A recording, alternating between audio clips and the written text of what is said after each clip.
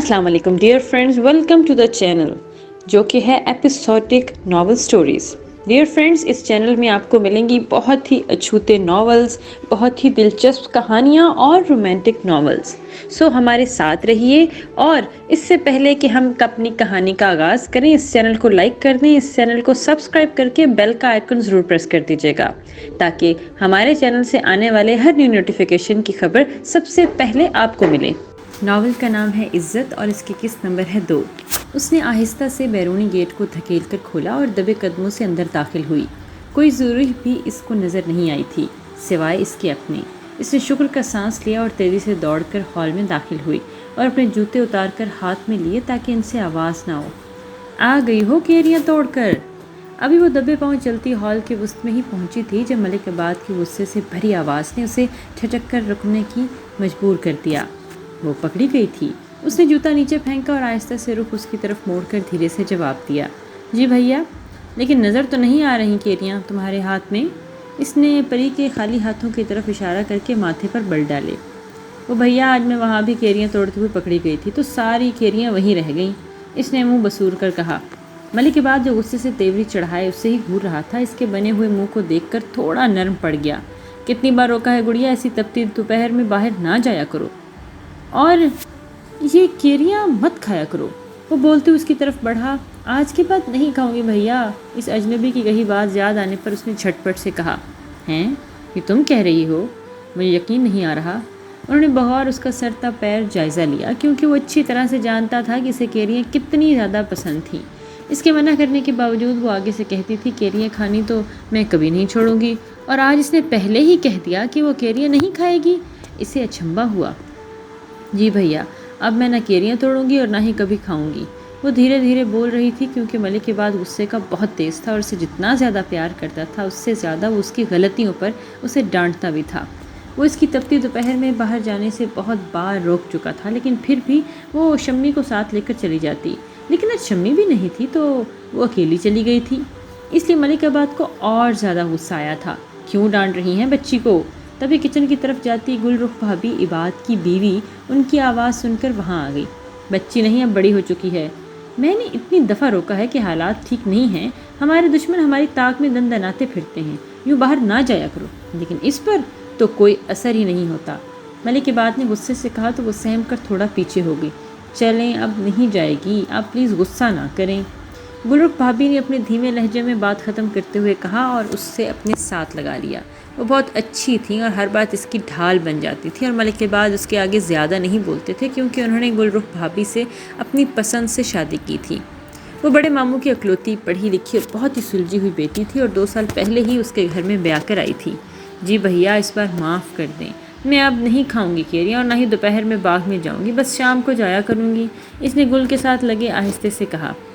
دیکھا، مجھے پتا تھا یہ باہر ضرور جائے گی، میری بات تو سنتی ہی نہیں۔ ملک کے بعد اب کی بار پھر سے بھڑکنے لگا۔ وہ جلدی سے وہاں سے بھاگ کر گل کے کمرے میں چلی گئی۔ آپ اس پر ہر وقت غصہ نہ کیا کریں بعد، ابھی وہ بچی ہے، کچھ ذہن ہے اس کا، ایسے تو وہ آپ کے غصے سے ڈر کر آپ سے بہت دور ہو جائے گی۔ اس کے جانے کے بعد گلگرس نے اسے رسانیت سے سمجھایا۔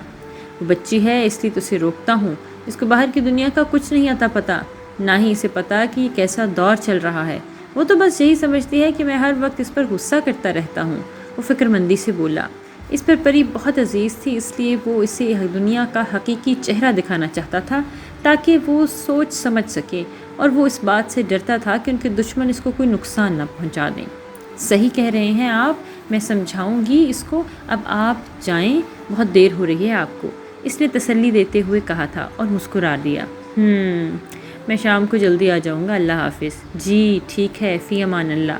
ان کو ہال کے دروازے تک چھوڑ کر واپس آئی اور فریج میں سے پانی والی بوتل اٹھا کر اپنے کمرے میں چلے گئی، جہاں وہ پہلے ہی ان کی بیڈ پر نیم دراز اس کے آنے کا انتظار کر رہی تھی اور اب اس کو اپنے آج کے دن کی روداد سنانے والی تھی۔ پورچ میں گاڑی کھڑی کرنے کے بعد وہ ڈش بورڈ پر پڑا اپنا سیل اٹھا کر اندر کی طرف بڑھ گیا تھا۔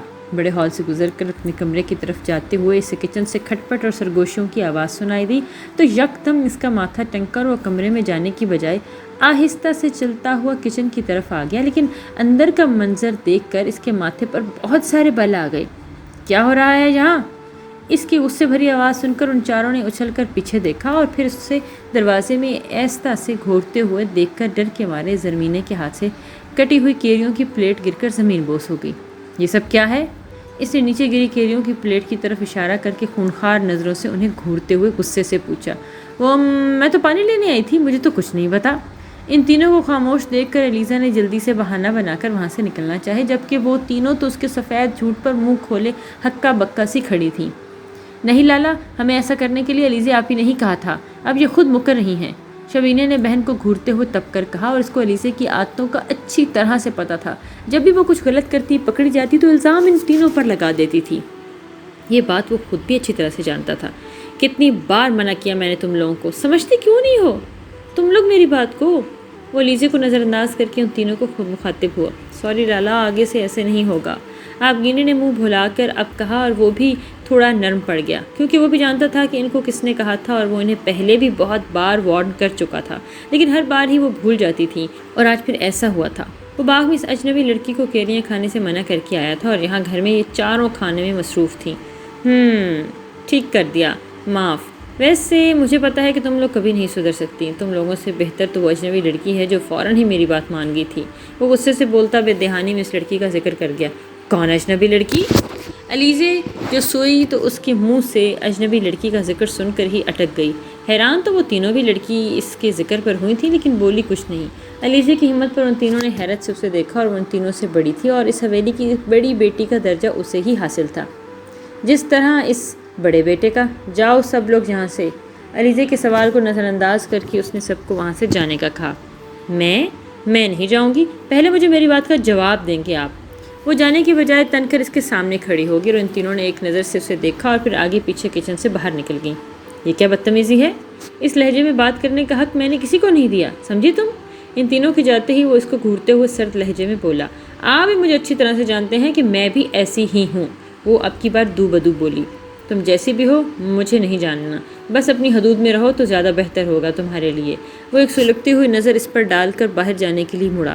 میں اپنی حد میں ہی ہوں، مجھے بتائے بغیر آپ یہاں سے نہیں جا سکتے۔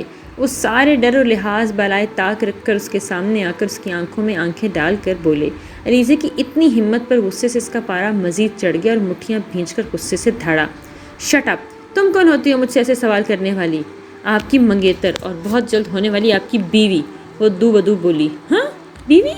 اس خوش فہمی میں نہ رہنا کہ میں تم سے شادی کروں گا۔ تم دنیا کی آخری لڑکی بھی بچ جاؤ گی نا تو بھی میں تم سے کبھی شادی نہیں کروں گا۔ یہ بات اپنے مغرور دماغ میں بٹھا لو تو اچھا ہے، نہیں تو بہت پچھتاؤ گی، اور نیکسٹ ٹائم اس طرح میرے سامنے آنے کی جرات مت کرنا، ورنہ مجھ سے برا کوئی نہیں ہوگا۔ اس نے 2 قدم آگے بڑھ کر اس کو جبڑوں سے دبوچ کر غصے سے گھراتے ہوئے وارننگ دی تھی، اور پھر ایک جھٹکے سے اس کو چھوڑ کر پیچھے ہوا۔ وہ جو اس سب کے لیے تیار نہیں تھی خود سنبھال ہی نہ پائی اور لڑکھڑا کر 2 قدم پیچھے ہوگی۔ آئی ہوپ اب تم سمجھ گئی ہوگی۔ وہ استہزائیہ انداز میں مسکراتا ایک سرد نگاہ اس کے ہکا بکا چہرے پر ڈال کر تنفن کرتا وہاں سے نکل گیا، لیکن وہ ابھی بھی اپنے جبڑوں کو سہلاتی وہیں کھڑی تھی۔ صحیح معنوں میں آج وہ اس کے غصے سے خوف زدہ ہوئی تھی۔ اس سے پہلے تو وہ اس سے کبھی غور سے نہیں کیا تھا، اور ہر بات لاپرواہی سے ایک کان سے سن کر دوسرے سے نکال دیتی تھی۔ درد کی وجہ سے تو اس کے آنسو بھی نکل رہے تھے، لیکن خیر چہرہ کو غصے صاف صاف بڑبڑا بھی رہی تھی۔ یہ تو وقت ہی بتائے گا سردار سکندر علی خان۔ اور پھر پاؤں پٹک کر بھاگتی اپنے کمرے میں چلی گئی، کیونکہ کچن میں گرمی بہت زیادہ تھی جس کا اسے اب احساس ہوا تھا۔ کیا حال ہے چھوٹی بی بی؟ وہ گل بھابھی کے کمرے میں کتابوں میں سردی اپنی آخری پیپر جو کہ اکنامکس کا تھا اس کی تیاری کرنے میں محو تھی، جب شمی نے آہستہ سے اندر آ کر اس کا حال پوچھا۔ ارے شمی تم کب آئی؟ اس کی آواز پر سیدھی ہوئی، اور میں ابھی آئی ہوں چھوٹی بی بی۔ وہ چلتے ہوئے اس کے پاس آ گئی تو اس نے بھی کتاب سائڈ پر کر کر اکڑی ہوئی کمر پر دونوں ہاتھ رکھ کر ہلکا سا دبا کر اس کی اکڑ کو ٹھیک کرتے ہوئے کہا، اور اس کی طرف متوجہ ہوئی۔ چلو شکر ہے تو آ گئی، میں اپنے پچھلے ایک پیپر دے کر بور ہو گئی تھی، کہیں باہر بھی نہیں نکل سکی۔ اس نے اپنی بوریت کا بتایا۔ ارے شمی بھی آ گئی ہے لگتا ہے، ماموں کے گھر تو تمہارا دل لگ گیا تھا نا؟ تبھی گل بھابھی ہاتھ میں روح افزا کا جگ تھمائے کمرے میں داخل ہوئی۔ شمی اپنے ماموں کے گھر گئی ہوئی تھی اور 1 ہفتے کے بعد آج واپس آئی تھی، اور وہ بھی اس دن ملک کی بات سے ڈانٹ کھانے کے بعد اکیلی باہر نہیں نکلی تھی، بس اپنے پیپرز کی تیاری میں گم ہو گئی تھی۔ آہو گل بھابھی تسی یہی سمجھ لو، اس نے شرماتے ہوئے ایکٹنگ کرتے ہوئے دوپٹے کا پلو منہ میں دبا کر کہا۔ وہ 8 پڑی ہوئی تھی، کافی خوش شکل، تیز ترار اور پاتونی تھی۔ اردو بھی اسے ٹھیک ٹھاک آتی تھی، لیکن پھر بھی وہ باتیں کرتے ہوئے پنجابی بول جاتی تھی، جس سے پری کو کبھی کبھی تو بہت چڑ ہوتی تھی۔ تو شرمانا چھوڑ اور سیدھی طرح پوری بات بتا۔ پری نے اپنے فیوریٹ روح افزے کا شربت گلاس میں ڈالتے ہوئے حیرت سے اسے دیکھتے ہوئے تیزی سے کہا، مطلب تمہارا سچ میں وہاں دل لگ گیا؟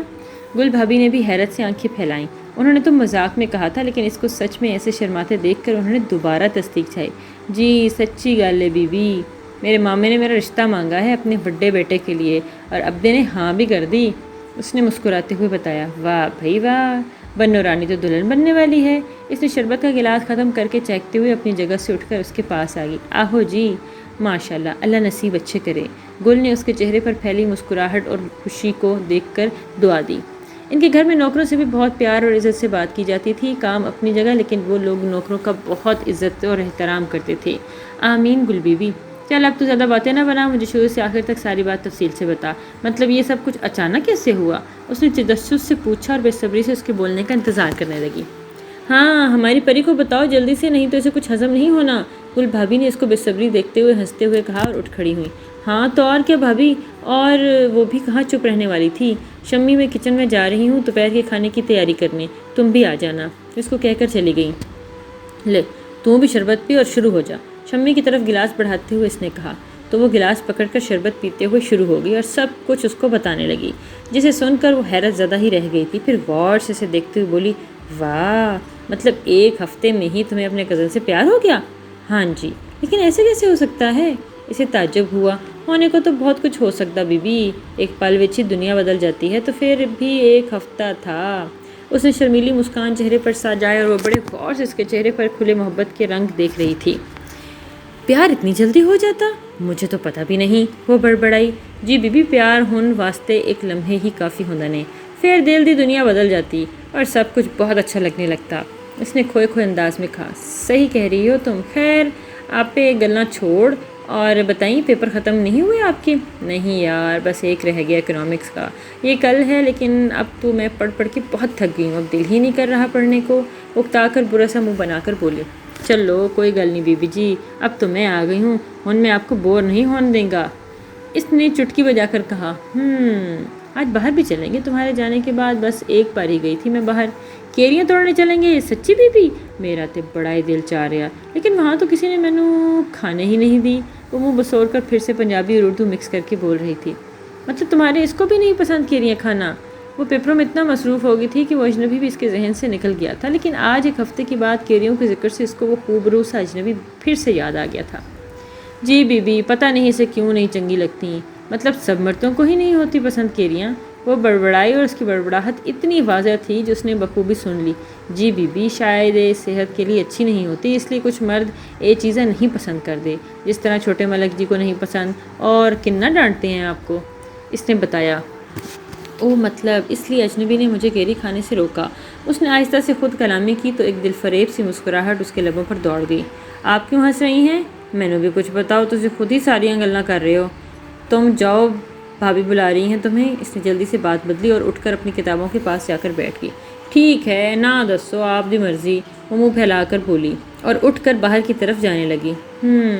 جاؤ جلدی سے کام ختم کرو، آج ہم باغ کی طرف چلیں گے، اس نے کچھ سوچتے ہوئے دروازے کی طرف جاتی شمی کو پیچھے سے اونچی آواز میں کہا، اور وہ اس بات میں سر ہلا کر باہر نکل گئی۔ شاید مسٹر اجنبی آج پھر مل جائے، اس نے مسکراتے ہوئے دل ہی دل میں کہا۔ اف پری، تو کن سوچوں میں الجھ گئی ہے، تیرا پیپر ہے کل، چل تیاری کر۔ اس نے اپنی سوچ پر خود کو سر پر ہاتھ مارا اور پھر سر جھٹک کر خود کو ساری سوچوں سے دور کر کے اکنامکس کی کتاب کھول لی۔ لگتا ہے شمی کہانی کا مجھ پر بھی وہی اثر ہو رہا ہے، وہ اپنے سامنے رکھی کتاب پر ہاتھ پھیرتے ہوئے دھیرے سے بڑبڑائی۔ آج وہ اجنبی ملا تو اس نے اس کا نام تو میں ضرور پوچھوں گی۔ تھک کر کتاب بند کرتے ہوئے اس نے سوچا اور پھر خود ہی دھیرے سے مسکرا کر آنکھیں موند لیں۔